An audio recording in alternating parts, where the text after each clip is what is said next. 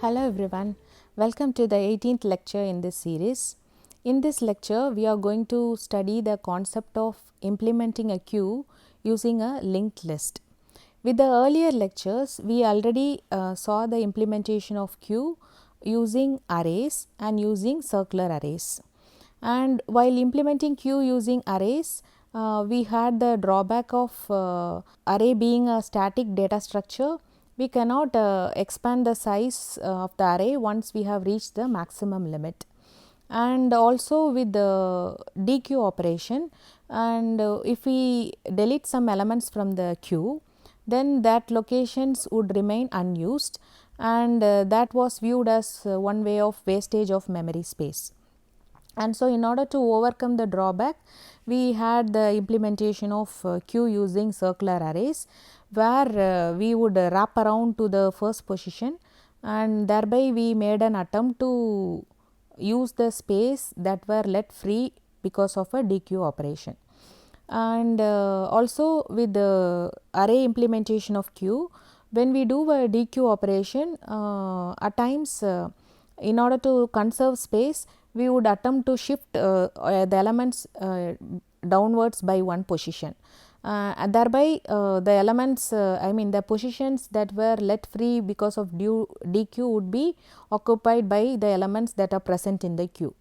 But that shifting poses additional computational complexity, and that drawback was also overcome by way of implementing queues using circular arrays. With this lecture, we are going to study how we can implement queue using linked list. And very well, we have that linked list follows the concept of dynamic memory allocation. So, whenever we want to add an element to the queue, we will ask for memory and add the element to the queue. And whenever we remove an element from the queue, then we will be freeing off the space that was occupied for that element. So, that is the advantage and flexibility we gain with linked representation of queues. And of course, with linked representation, there is a drawback which is general, because we use pointers, there is going to be additional memory usage, but in general it gives us the flexibility to add and remove elements at our wish, and the concept of dynamic memory allocation helps us to allocate memory when we need and free off memory when we no longer require the same.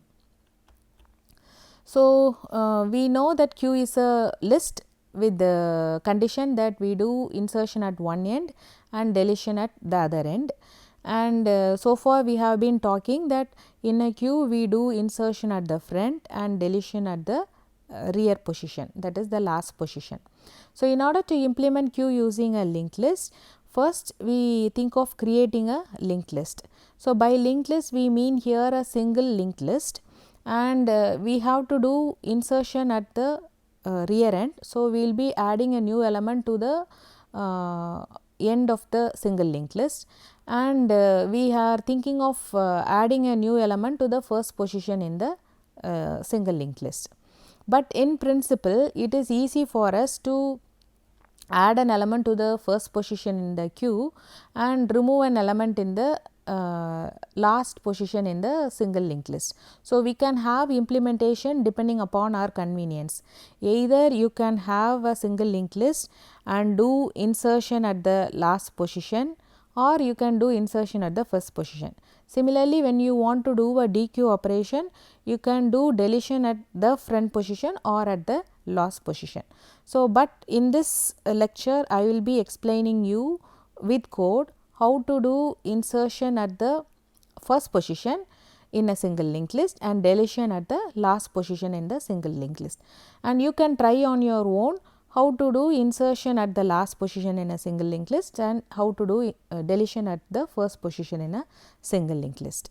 And of course, with the queue, you know very well that you have to maintain two pointers, namely front and rear, and front to keep track of the first node in the list, and rear to keep track of the last node in the list.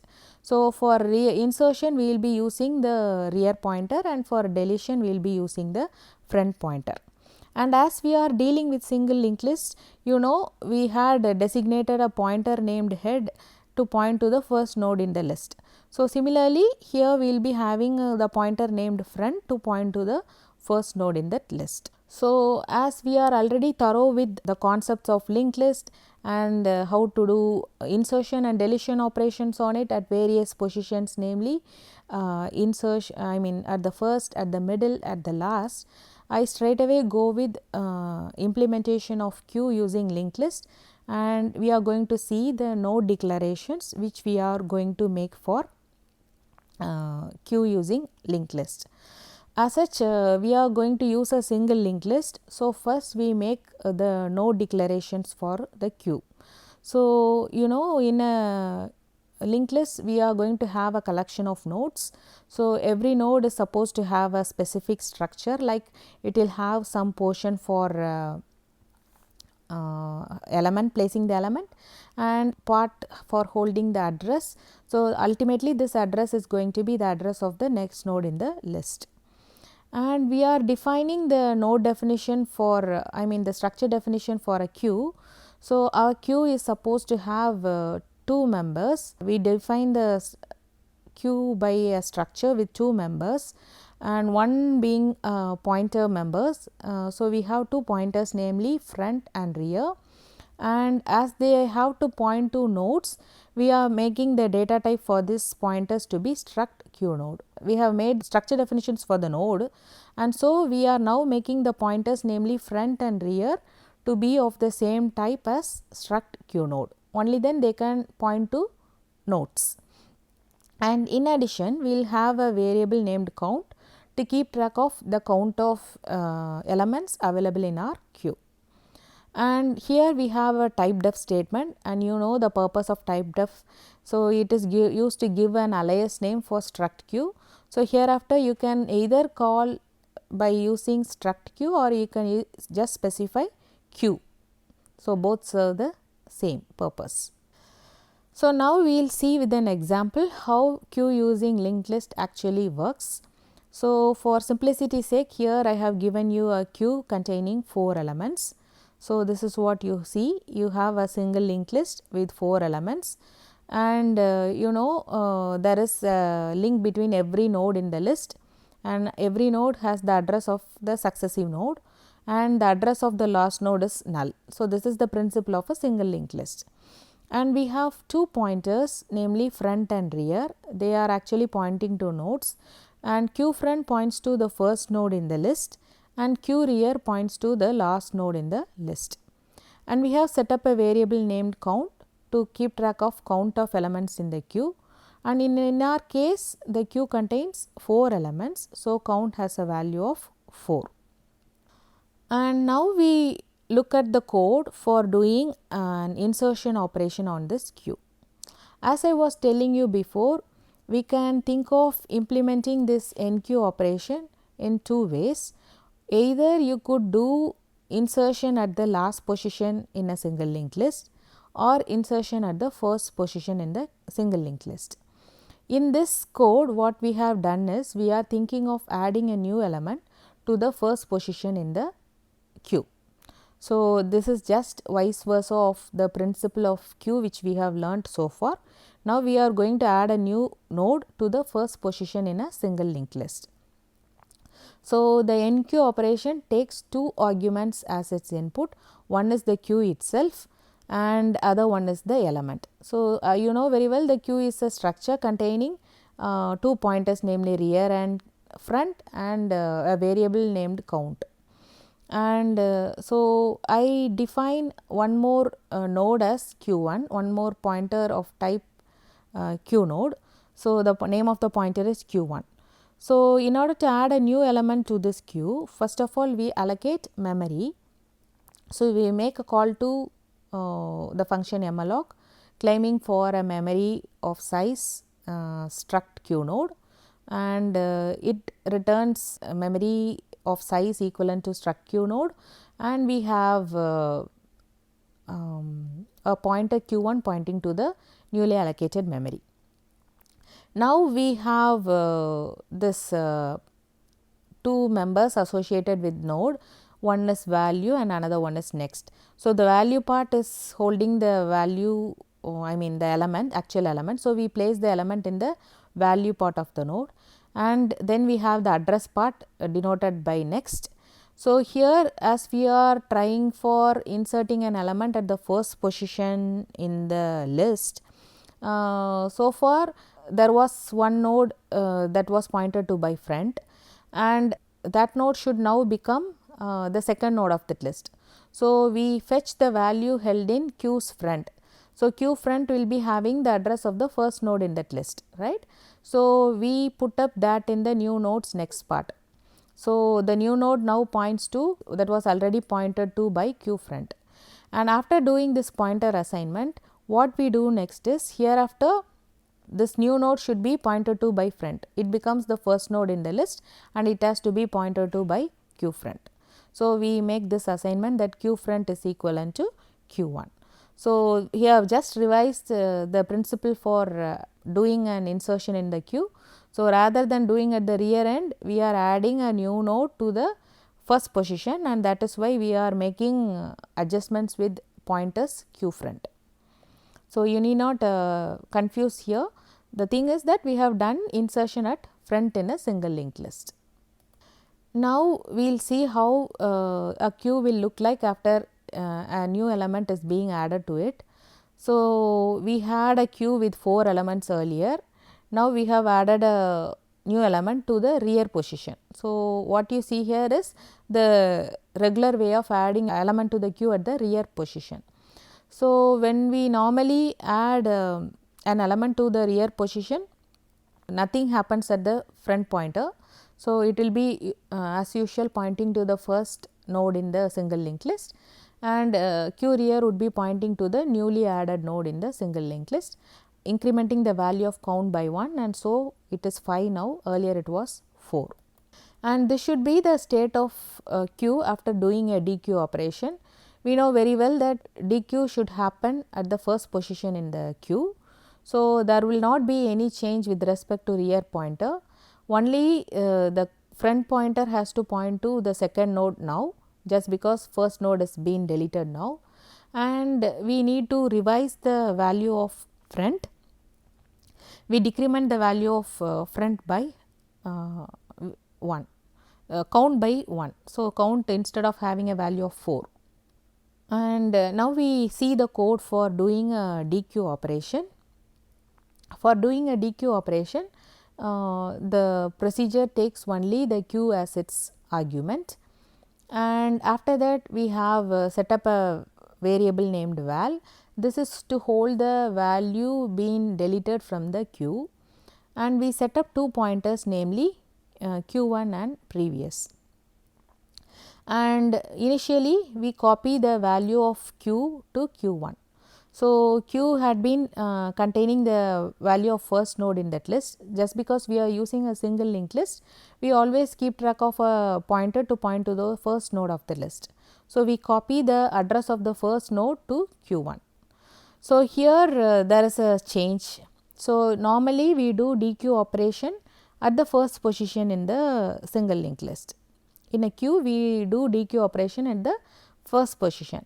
But here with this implementation, what we have attempted is, we are removing the last element or last node from the single linked list. We are doing deletion at the end in a single linked list. So, in order to do this deletion, what we have to do is, we have to start the procedure from the first node. We have to look for the last node in that list. You know very well, in a single linked list, the last node's address part would contain a value of null. So, we want to iterate upon successive nodes in the list till we reach the last node whose address part would contain a value of null. For that, we have this while loop. We check whether the node's next part is null. If not null, we move to the subsequent node in the list. And we want to keep track of the node as well as its previous node, because we are going to delete the last node, and hereafter the last but one node will be the last element in the queue, the first element in the queue. So, here that is the reason why we maintain 2 pointers. So, we copy the value of q1 to previous and we advance q1 to the next position in the list. So, we will be repeating this procedure till we reach the last node in the list. So, once we have reached the last node, at that moment q1 would be pointing to the last node and previous pointer would be pointing to the node previous to the last node. So, once we have reached such a state, we stop there and we take the value held in the last node, and that is what copied to the variable val, and hereafter we are going to free up the last node, and the last but one node should be the last node of our single linked list. So, the last but one node is marked by the pointer named previous. So, we set its address part to be null. So, we set previous next is equal to null and free up the memory that was allocated for the last node. So, it was pointed to by q1, and so we free up the memory that is being pointed to by the pointer q1, and finally we return the value val, that is the element that is removed from the queue at this moment.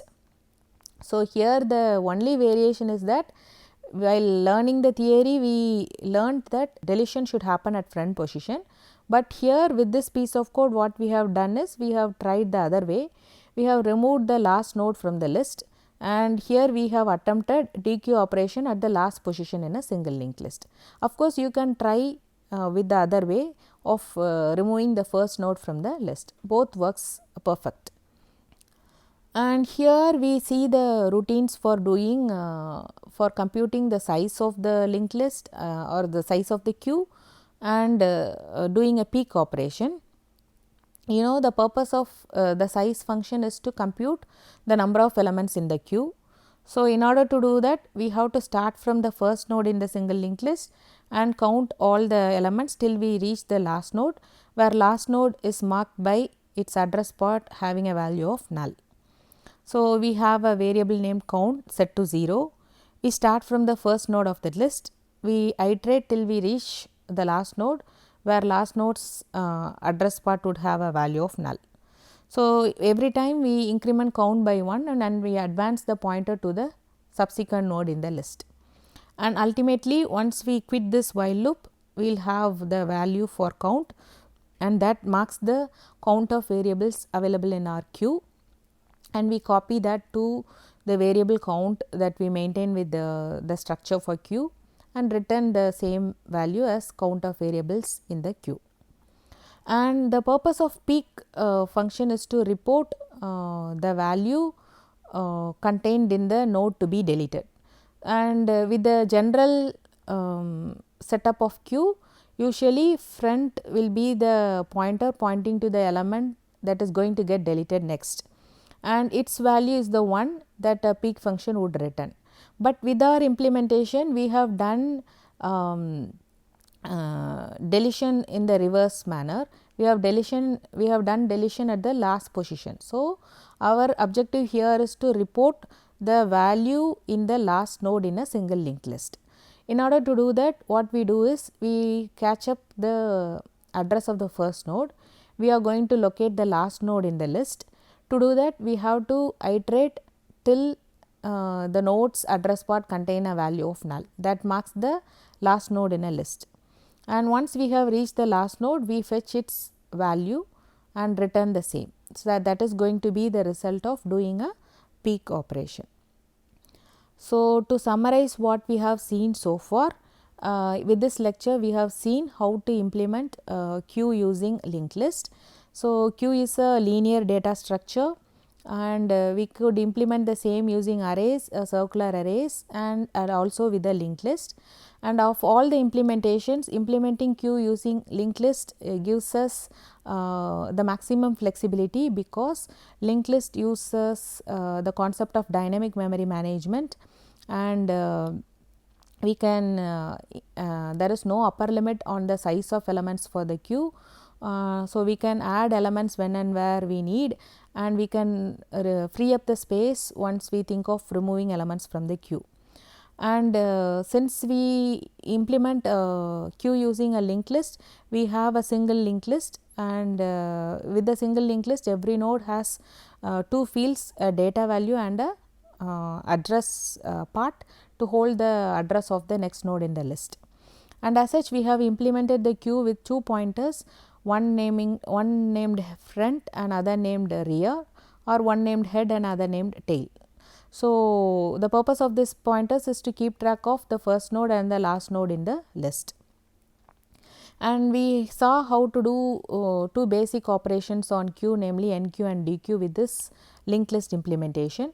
So, when we want to add a new element to the queue, we create a new node, and as such we have to link the new node to the rear pointer.